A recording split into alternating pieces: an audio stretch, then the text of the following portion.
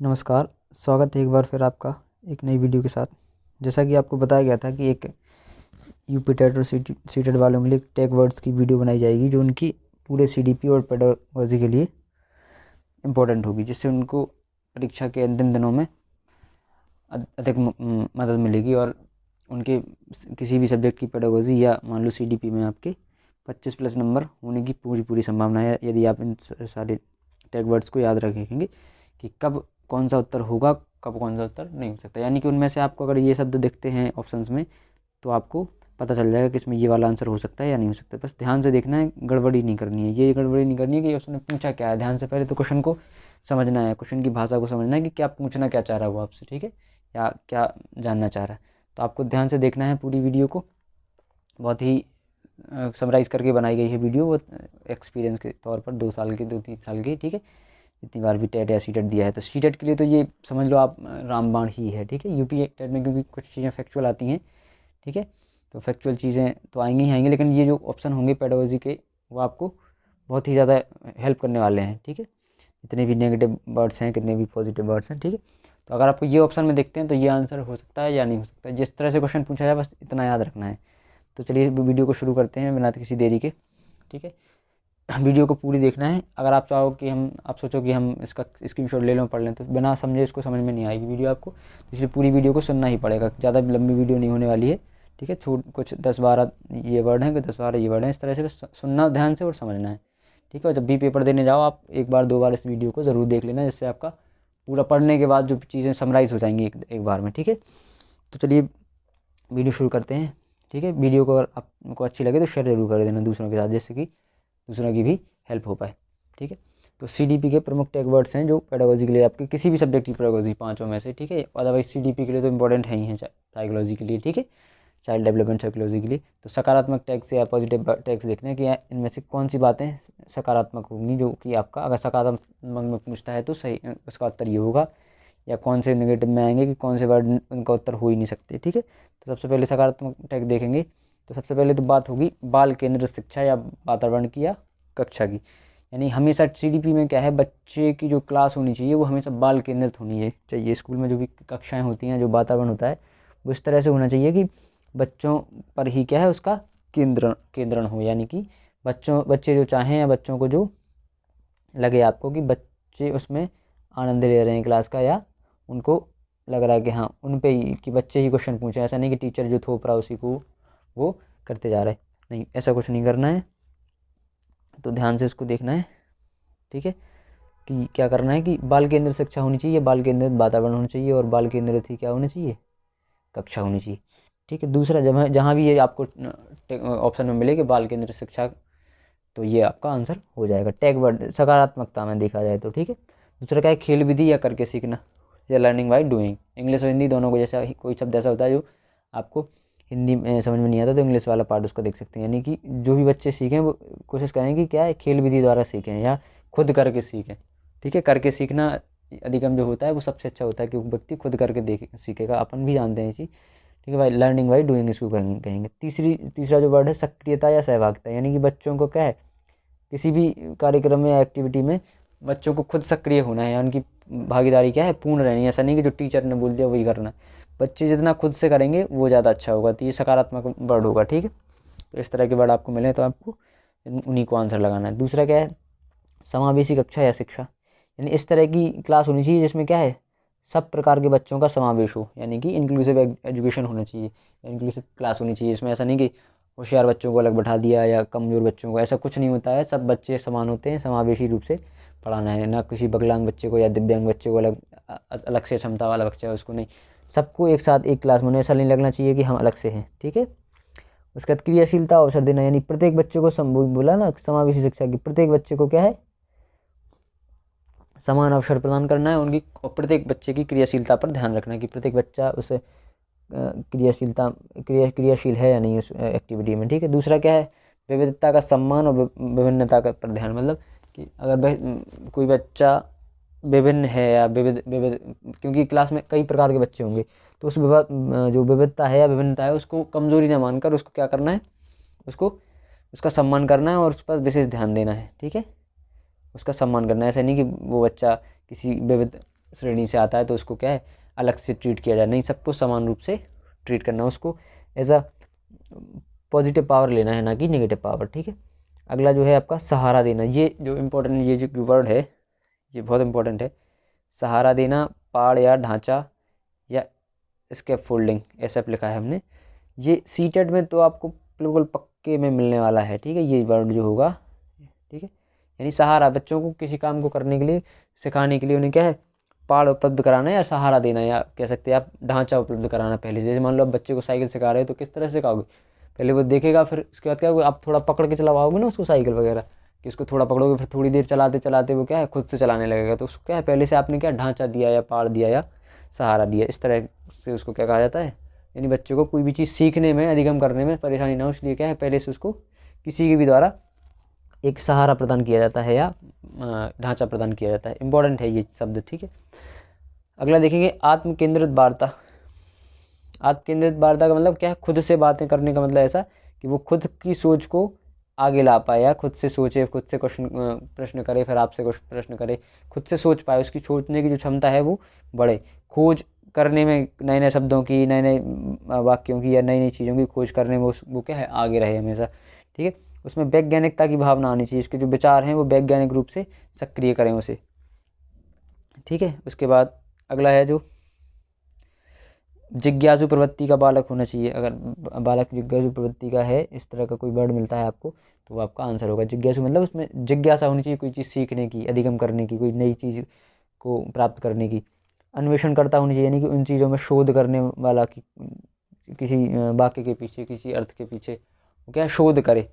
ठीक है, ज्ञान का निर्माण करने वाला होना चाहिए, कि क्या है ज्ञान का सृजन करे या निर्माण करे खुद से। ठीक है, नई नई चीज़ों को सीखे, उनसे प्रश्न बनाए, उनसे खुद से उत्तर मांगे, आपसे भी चीज़ें पूछे। संज्ञानवाद आदि, यानी कि सब क्या है चीज़ों को अपने ज्ञान में लेना, संज्ञान में लेना। और ये सब जो बातें हैं वो किसके अनुसार हैं, इंपॉर्टेंट हैं, जीन पियाजे के अनुसार। किसके अनुसार, जीन पियाजे ने व्यक्ति को, बच्चे को क्या कहा है, छोटा वैज्ञानिक, नन्हा वैज्ञानिक। ठीक है, खोजकर्ता, आत्म केंद्रित बात पर उन्होंने क्या है जोर दिया है। इंपॉर्टेंट है, याद रखना ये सीटेट के लिए तो बिल्कुल इंपॉर्टेंट है। ठीक है, उसके बाद अगला क्या है मूल, अगर विकास के बारे में बात आए तो क्या करना है, सतत एवं निरंतर विकास या मूल्यांकन हो चाहिए। कि जो मूल्यांकन है वो ऐसा नहीं कि एक बार में आप कर पाओ, विकास हो या मूल्यांकन हो, ये सारी क्या है सतत चलने वाली, लगातार निरंतर चलने वाली प्रक्रिया होती हैं। तो क्या है सतत विकास पर जोर देना।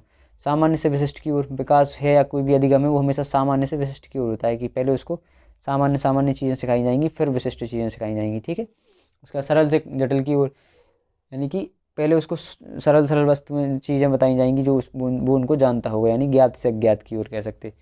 फिर वो चीज़ बताई जाएगी उनसे रिलेट करके, कि जिससे वो नई चीज़ों को सीख पाए पुरानी चीज़ों की मदद से। सर्वांगीण विकास पर आधारित अधिगम। विकास जो है कैसा होना चाहिए कि व्यक्ति के या बच्चे के सर्वांगीण विकास पर, ऐसा नहीं कि किसी एक विषय का या ऐसा कुछ विकास हो, सर्वांगीण विकास, चारों तरफ से उसका बहुमुखी विकास होना चाहिए। ठीक है, उसके बाद अगला टैग वर्ड है समूह या समुच्चय बनाना। यानी जो भी काम करें वो समूह में रहकर करें। ठीक है, उसका समुच्चय यानी याद करना, कोई चीज़ याद करना तो नहीं फिलहाल, लेकिन जो चीज़ समझना है उसको, वो क्या है समुच्चयों में सेट बनाकर वो क्या है उन चीज़ों को समझे, एक दूसरे समूह बनाकर सीखे चीज़ों को। ठीक है, एक दूसरे के साथ डिस्कशन करके। ठीक है, बहुआयामी शिक्षा और वृद्धि, यानी जो भी वृद्धि या शिक्षा हो वो बहुआयामी होनी चाहिए। कि ये क्या है उसका जो उद्देश्य शिक्षा का केवल एक चीज़ को सिखाना नहीं होना चाहिए, कि चारों तरफ से बताया ना सर्वांगीण विकास उसका मुख्य उद्देश्य होना चाहिए। सन्निहित और संबंधित संवेग या संज्ञान, इस तरह के वर्ड अगर आपको मिलते हैं, सन्निहित बताया ना कि जो भी चीज़ें हैं कि सन्निहित होनी चाहिए, संबंधित होनी चाहिए, एक चीज़ रिलेटेड होनी चाहिए। ठीक है, उसका संवेग जितना भी है या जो भी इनके भाव आते हैं, संज्ञान आता है, ज्ञान होता है, सब क्या होना चाहिए, संबंधित होना चाहिए या सन्निहित होना चाहिए। उसके बाद क्या है नैतिक तर्कना या तर्क, बच्चे के अंदर क्या है नैतिक तर्कना का भाव आना चाहिए, उस या तर्क करने की शक्ति होनी चाहिए। किसके अनुसार, ये भी इंपॉर्टेंट है, किसके अनुसार, कोलवर्क के अनुसार। ठीक है, ये भी सीटेट के हिसाब से और यूपीटेट दोनों के लिए ज़रूरी है। ठीक है, जितने भी टीचिंग एग्जाम है। उसके बाद व्यक्तिगत वार्ता, वही चीज़ जो बताया ना आत्म केंद्रित बात है या व्यक्तिगत वार्ता, बस अलग अलग लोगों के हिसाब से अलग अलग उसको कहा जाता है। व्यक्तिगत वार्ता का मतलब क्या है, खुद से बातें करना, खुद से प्रश्न खोजना। ठीक है, खुद से आंसर मांगना। समाज पर, ये समाज जो शब्द आता है कि सामाजिक रूप से सीखना, परस्पर अंतःक्रिया यानी खुद से सीखना, सामाजिक योगदान, समाज का योगदान बहुत ज़्यादा होता है अधिगम में, ये बात बहुत इंपॉर्टेंट है। ठीक है, सामाजिक कार्य आदि, ये सब जो शब्द दिए हैं वो किसने दिए हैं, वाइगोत्स्की ने, ठीक है। ये भी इंपॉर्टेंट है कि वाइगोत्स्की के अनुसार ये सब चीज़ें इंपॉर्टेंट है, व्यक्तिगत भारत, ठीक है। तो ये थे जितने भी, और भी होंगे लेकिन इतने जो इम्पोर्टेंट थे जो आपको बता दिए गए हैं। अगर आपको किसी भी क्वेश्चन के ऑप्शन में ये सब मिलते हैं तो आपको सकारात्मक रूप से ये आंसर देने हैं कि इनमें से क्या हो सकता है, ठीक है। तो ये हो गए आपके पॉजिटिव टैग वर्ड्स। तो इसी क्रम में आगे बढ़ते हैं और देखते हैं अगला नेगेटिव टैग्स, जो क्या आपको आंसर नहीं देना है या उनमें पूछे कि किन में से कौन सा नहीं है, तो आपको ये वाला आंसर लगाने हैं, ठीक है।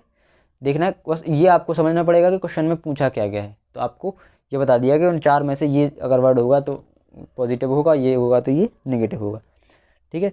तो देरी ना करते हुए आगे देखते हैं। अगर आपको वीडियो पसंद आ रही हो या आपको लगता है दूसरों के लिए ज़रूरी है तो आपको दूसरों के साथ शेयर ज़रूर करना है, ठीक है, क्योंकि पेपर बहुत ज़्यादा नज़दीक है, ठीक है। तो जितना आपने पढ़ा होगा उस सबका रिवीजन होके, और ये क्या है, निचोड़ है एक प्रकार से कि आपको जितना सब पढ़ना है उसको समराइज़ करके उसको इन वर्डों में ढाला गया है, ठीक है। तो देखते हैं नकारात्मक टैक्स को या नेगेटिव टैक्स को, ये भी पेडागोजी के लिए है।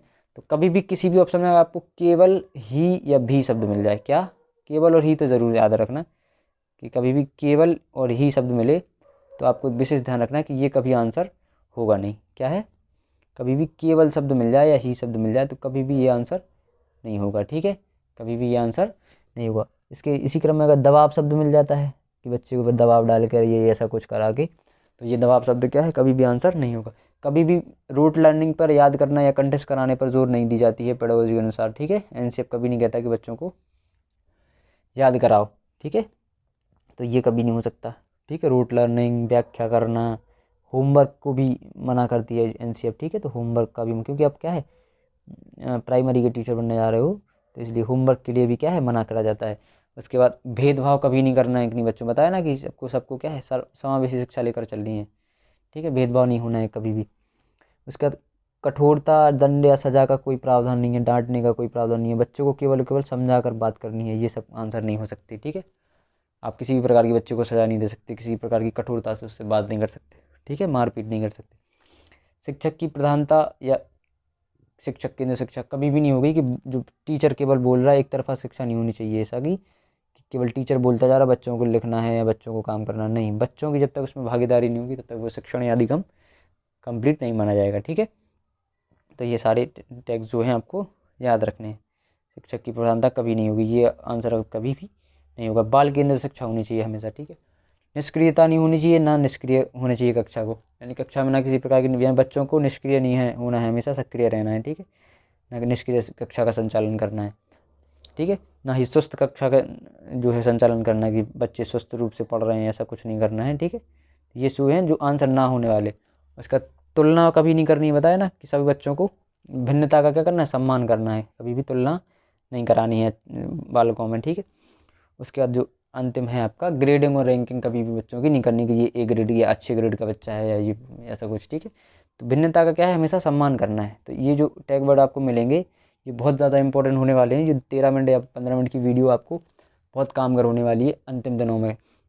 आज एक बार आप इसको अभी देखना, फिर एक बार और देखना, 2-3 बार में आपको ये वर्ड इस तरह से याद हो जाएंगे कि आप क्या है पूरा का पूरा पेपर करके आओगे और आप 25+ नंबर लेके आओगे सीडीपी में, और सीटेट में तो फिर पूरा आना ही आना है।